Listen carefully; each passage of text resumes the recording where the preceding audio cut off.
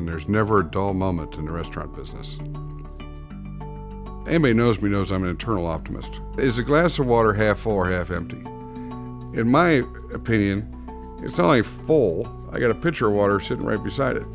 You know, that's the way I look at it. In the beginning, I like to tell my brother was a medical doctor, and he didn't have any money. He was out of med school.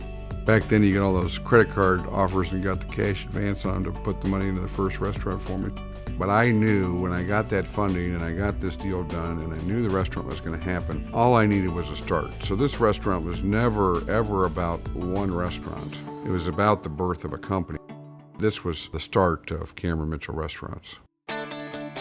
What the really fun part is the creating of the new concepts. It's the hard part, it's the heavy lifting part, but it's a lot of fun. So it all depends a lot on the site, and we kind of try to match the concept to the location. And then after we do that, and if it's successful, then we start thinking about maybe replicating it and matching those locations across the country. You know, my favorite restaurant is always the next one. You know, right now, my favorite restaurant's The Pearl. We just opened it a few months ago. It's that continual excitement of growing and building that I really thrive on, and seeing new restaurants come to light. The answer is yes. What's the question? If there's a way we can do something, we're going to make it happen.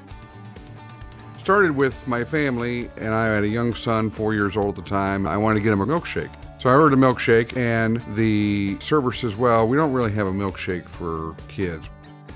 And I said, why not? You just can't? And she says, no. I said, will you talk to your manager for me, please? The manager comes over and she says, you know, well, we pre-portion the ice cream, and if we did a little bit of ice cream for your son, what would we do with the rest of it? I said, well, can I have a chocolate milk then? And she said, well, sure. She said, it'd be my pleasure. And she thought she was doing me a great favor at that point in time.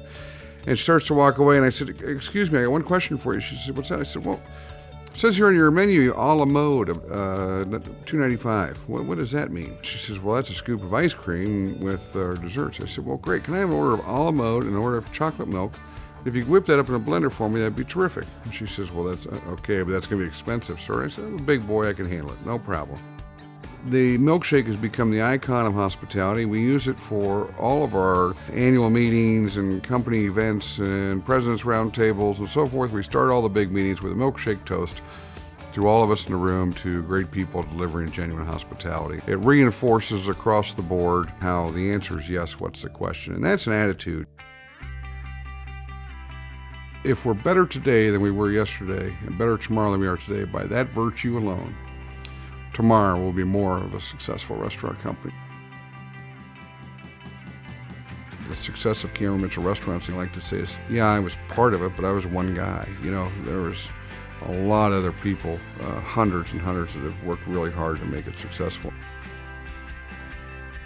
If we take care of our people, they take care of our guests, and our guests take care of our company. And that's basically how it works. If your associates aren't happy and feeling good about what they're doing and where they're working and who they work with and so forth, they can't deliver genuine hospitality.